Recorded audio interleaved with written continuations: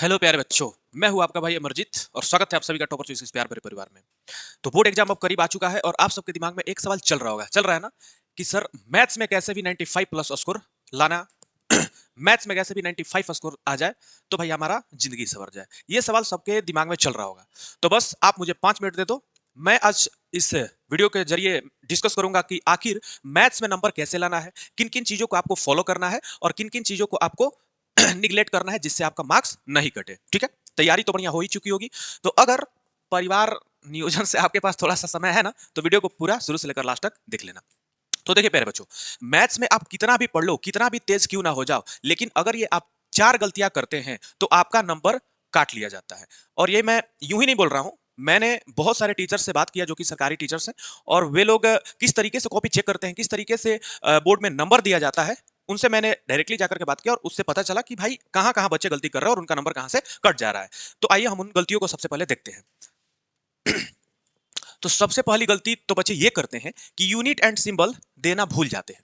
देखिए बच्चों, आप लोग कितना भी मैथ्स में मास्टर ही क्यों ना हो जाओ, लेकिन यूनिट एंड सिंबल का यूज नहीं करेंगे तो फिर आपका नंबर काट लिया जाएगा। जैसे मान लीजिए कि आपने कोई भी सवाल लगाया और सवाल जैसे कि मान लीजिए 5 उसका आंसर आया, कितना आया 5, लेकिन मान लीजिए क्षेत्रमिति का सवाल होगा तो क्षेत्रमिति में मान लीजिए 5 मीटर हो सकता है या फिर 5 मीटर स्क्वायर हो सकता है। तो आपको ये मीटर और मीटर स्क्वायर समझ रहे हो ना, इसका सिंबल यूनिट देना बहुत ही जरूरी है। समझ में आई बात? सिंबल्स के हिसाब से मान लीजिए कि अगर कोई इक्वेशन का आप सवाल सॉल्व कर रहे हो तो उसमें आपको ये सिंबल देना जरूरी होता है इक्वेशन से पहले, और बीच में बराबर का निशान देना जरूरी होता है। तो सिंबल्स में बहुत सारे बच्चे गलती कर देते हैं, लिखते नहीं है, डायरेक्ट आप बनाने के चक्कर में कि भाई जल्दी जल्दी करो टाइम बीतने वाला है, ये सब छोड़ देते हो और आपका नंबर काट लिया जाता है। तो सबसे पहले आपको क्या करना है कि सारे यूनिट एंड सिंबल को याद कर लीजिएगा कि लंबाई का क्या होता है, क्षेत्रफल का क्या होता है, आयतन का क्या होता है, बहुत सारे सिंबल्स आपको देखने को मिलेंगे क्लास 10th हो या फिर क्लास 12th हो। तो सिंबल्स याद रखना और यूनिट भी उसका याद रखना। ठीक है, कोई दिक्कत? चलिए जी। दूसरी सबसे बड़ी गलती बच्चे ये कर रहे हैं कि फॉर्मूला उनको याद नहीं रह रहा है। ठीक है, पढ़ाई वढ़ाई बहुत चल गया है, बहुत कर लिया है, लेकिन अंदर से आपका जो है ना, लास्ट समय मतलब ऊपर जाने वाला समय नहीं है, एग्जाम के लास्ट समय में डिप्रेशन के कारण फॉर्मूले आप लोग भूल जा रहे हो। एग्जाम में मैथ्स आ रहा है लेकिन फॉर्मूले गलती लिख दे रहे हो। बच्चों का स्टेप मेथड सारा कुछ सही होता है, लेकिन फॉर्मूला में कहीं पर प्लस में गलती लिख दिए हैं, कहीं पर माइनस कर दिए हैं। जैसे कि मान लीजिए कि एक फॉर्मूला होता है, छोटे से फॉर्मूले से मैं सिखा रहा हूं आपको। एक फॉर्मूला होता है डी का, कि बी स्क्वायर माइनस 4ac। ये सारा चीज याद है, लेकिन इस माइनस की जगह पे आपने प्लस लिख दिया है। तो स्टेप तो आपका सही है, स्टेप पर आपका मार्क्स मिलेगा, वो मैं आगे डिस्कस करूंगा, लेकिन आपका ये फॉर्मूला गलत है। तो सबसे पहला काम क्या करना है, अगर मैथ्स में नंबर लाना है तो सारे चैप्टर्स के सारे फॉर्मूले आपको याद होना चाहिए, और उन सारे फॉर्मूले का मैं वीडियो बना चुका हूं, जाइए हमारे प्लेलिस्ट में जाकर के आप लोग चेक कर सकते हैं, वहां से आप फॉर्मूला भी याद कर सकते हैं और सवाल भी लगा सकते हैं। ठीक है, तो ये गलती कभी नहीं करना है। फॉर्मूला आपको दिमाग में हमेशा याद रहना चाहिए, सिचुएशन चाहे कैसा भी आ जाए। ठीक है, नेक्स्ट नेक्स्ट आपका जो गलती है थर्ड नंबर, वो आंसर राइटिंग स्किल। देखिए, आप लोग मैथ बना रहे हो, सब कुछ जानते हो, लेकिन आपको आंसर राइटिंग स्किल नहीं पता है, लिखने नहीं आ रहा है। आंसर राइटिंग स्किल में सबसे पहला आपको यह ध्यान रखना है, क्योंकि मैंने जब बात कर रहा था टीचर से तो वे लोग बता रहे थे कि देखो, होता क्या है कि जब बच्चे आंसर देते हैं तो सीरीज में आंसर नहीं देते हैं। सीरीज में आंसर बहुत कम बच्चे देते हैं और उनका नंबर काट लिया जाता है। मतलब कि थोड़ा सा होता है ना जी, कि हमने क्या किया कि पहले क्वेश्चन का आंसर किया, फिर दूसरे क्वेश्चन का आंसर किया, फिर तीसरे क्वेश्चन का आंसर किया, ये सीरीज हो गई। तो पढ़ने में ज्यादा टाइम नहीं लगेगा और टीचर एकदम खुश रहेगा, बिंदास आपको नंबर बढ़िया से देगा। अगर आपने इस तरीके से आंसर नहीं दिया है, पहले दिया है 5वां नंबर सवाल का आंसर, फिर दिया है 7वां नंबर सवाल का आंसर, फिर दिया है पहले नंबर सवाल का आंसर, तो टीचर को क्या लगेगा, अरे यार ये बहुत पेचीदा लड़का है, ये 5 इधर लिखा है, फिर 7वां आंसर वहां लिखा है। इस तरीके से अगर आप लोग आंसर दोगे तो टीचर आपके कॉपी में ज्यादा समय इन्वेस्ट करेगा, और जितना ज्यादा कॉपी में आपके समय इन्वेस्ट करेगा टीचर, समझ लो कि उतना ही नंबर आपके कटने लगेंगे, क्योंकि वो बारीकी से चेक करने लगेगा ना। जितना ज्यादा समय आपके कॉपी में देगा वो, तो वो क्या करेंगे कि बारी बारी से आपके चेक करेंगे, कॉपी एक एक चीज को देखेंगे। तो जितना ज्यादा समय स्पेंड करेंगे आपके कॉपी में, उतना ही नंबर आपका कटने लगेगा, क्योंकि छोटी छोटी गलतियां तो आप लोग करके आते ही हो।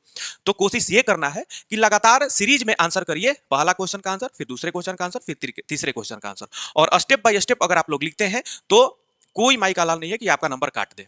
ठीक है, और सभी के फॉर्मूले पर, स्टेप पर आंसर दिए जाते हैं, सॉरी नंबर दिए जाते हैं। क्योंकि वहां पर आप आंसर की अगर मिलाओगे तो टीचर अपने से आंसर चेक नहीं करते, कॉपी चेक करने के लिए उन लोगों को एक आंसर शीट दी जाती है और उसमें डायरेक्शन दिया रहता है कि कैसे कॉपी को चेक करना है और कैसे नंबर देना है। तो अगर आपने फॉर्मूला लिखा है तो फॉर्मूले पर आपको 1 नंबर मिल जाएगा, चाहे वो 5 नंबर का सवाल क्यों ना हो। फॉर्मूला लिख दिया है ना उसमें, भले आपका आंसर गलत आ रहा हो लेकिन 1 नंबर आपको जरूर मिलेगा, नंबर नहीं कटेगा। दूसरा, आपको स्टेप बाय स्टेप, पहले स्टेप पे आधा नंबर, दूसरे स्टेप पे आधा नंबर। मान लो कि 3 स्टेप तक आपने सही बनाया है, चौथे स्टेप में आपने गलती कर लिया है, तो 3 स्टेप तक आपके 1.5 नंबर बन गए ना, तो 1.5 नंबर आपको फिक्स है कि मिलेगा, आंसर भले ही गलती आ रहा है क्यों ना। ठीक है, तो गलती भी आएगा तो नंबर आपका मिल जाएगा, लेकिन आपका स्टेप क्या होना चाहिए, सही होना चाहिए। कोई दिक्कत?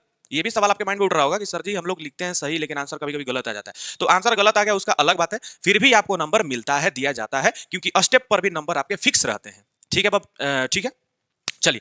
तो फिर अब लास्ट हम लोग देख लेते हैं कि सबसे ज्यादा बच्चे जो हैं वो क्या करते हैं कि आंसर्स में कट लगा देते हैं। जैसे कि जैसे आंसर लिख रहे हैं मैथ्स में और कहीं पर कुछ गलती हुआ, बस वहां काट देंगे, यहाँ काट देंगे।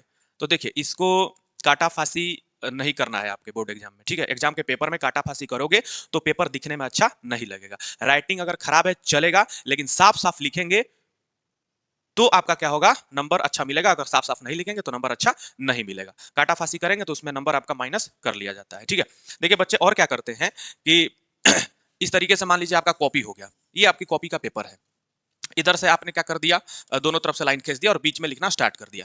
तो इधर जो लाइन खींचा रहता है इसमें बच्चे क्या करने लगते हैं, रफ करने लगते हैं। क्या करने लगते हैं, रफ करने लगते हैं, जिससे जो प्रेजेंटेशन है पेपर का वो खराब दिखता है, अच्छा नहीं लगा ना, लगे कह रहे यार क्या इसी में पूरा एकदम हक दिए हो। तो इस तरीके का आपको काम नहीं करना है। जब भी आपको रफ करना हो, पेपर का लास्ट पेज उठाइए, वहां पे कोने में लिख दीजिए रफ वर्क, रफ लिख दीजिए और वहां पर आप जाकर के रफ करिए, बनाइए ना कितना बनाना है। बीच में आपको कुछ नहीं करना है। इस पेपर प्रेजेंटेशन पर भी बहुत असर पड़ता है। अगर पेपर साफ साफ दिखेगा तो नंबर आपका बिल्कुल ही ज्यादा आएगा। ठीक है, बहुत सारे बच्चे होते हैं जो यहां पर करके आते हैं और उनका अपना नंबर कटवा लेते हैं और आकर के बोलते हैं सर हमने तो पूरा लिखा था लेकिन नंबर नहीं आया। तो वो इसी कारण से आता है कि आप कितना भी तेज हो जाओ लेकिन आपका पेपर प्रेजेंटेशन अच्छा नहीं है तो नंबर काट लिया जाएगा। ठीक है, तो ये 4 गलतियों को आप अगर नहीं करते हैं तो आपका बिल्कुल मैथ्स में 95% मार्क्स आने हैं भैया, आएंगे। 95% मार्क्स बिल्कुल ही आएंगे। समझ में आएगा बात? अब देखिए कि अब तो मात्र 10 दिन बचा हुआ है, तो कुछ आपको टिप्स भी दे दे रहा हूं इस वीडियो के माध्यम से। टिप्स ये है कि अब आपको देखिए क्या क्या पढ़ना है। टिप्स ये है कि मैथ्स में आपको अब क्या क्या पढ़ना है, क्या क्या निगलेक्ट करना है। तो टिप्स नंबर पहला, सबसे ज्यादा आपको अब सैंपल पेपर लगाना है। सबसे पहला क्या लगाना है, सैंपल पेपर लगाना है। और second number most important chapter की प्रैक्टिस करनी है। मोस्ट इंपॉर्टेंट चैप्टर के प्रैक्टिस करना है। ठीक है, जो मोस्ट इंपॉर्टेंट चैप्टर है, जैसे कि आपका त्रिकोणमिति हो गया, निर्देशांक ज्यामिति हो गया, क्षेत्रमिति हो गया, ये 3-4 चैप्टर्स जो है वो बहुत ही ज्यादा इंपॉर्टेंट चैप्टर हैं, जहां से ज्यादा नंबर ऑफ क्वेश्चन रहते हैं। तो इन चैप्टर्स की प्रैक्टिस करना है। और आपका स्टडी प्लान जो होना चाहिए, वो लगभग घर पे सेल्फ स्टडी 6 से 7 घंटे का होना चाहिए।